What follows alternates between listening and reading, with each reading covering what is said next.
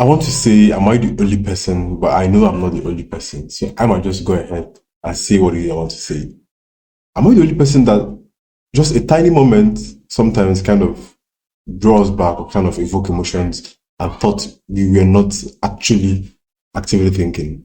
So the other day, I've had cough for a while, and the other day I was coughing and I was somewhere where I couldn't spit out what I have in my mouth. I had to swallow.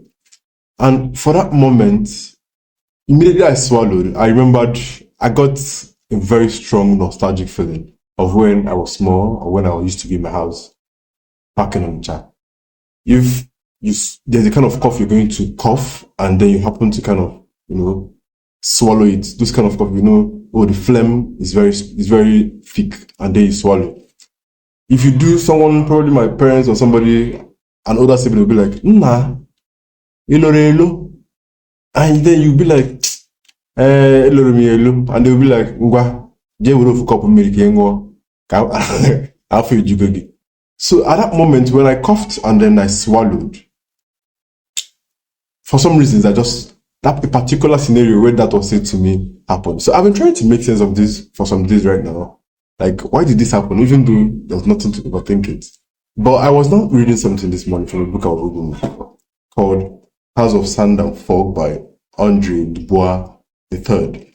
So this, I'm just going to read the passage and I'm going to make sense of what it is later. They said, I drive northward upon the Bayshore Freeway. I make loose the tie at my neck, and I'm thinking and feeling many things. Among those law enforcement officers in that very orderly building, I felt in the manner one does when meeting a distant cousin, and seeing one's own brother or sister in the face of that cousin.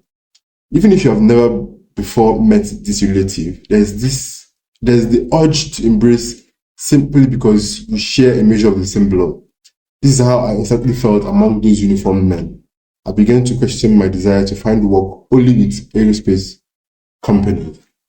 So now this is trying to describe a man whom a police officer came to his house and harassed.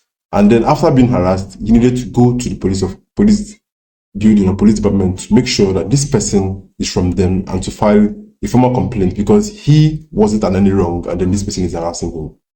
So while he went there, after the whole dropping down the statement, doing all of that, while he was leaving, that's just what I just read.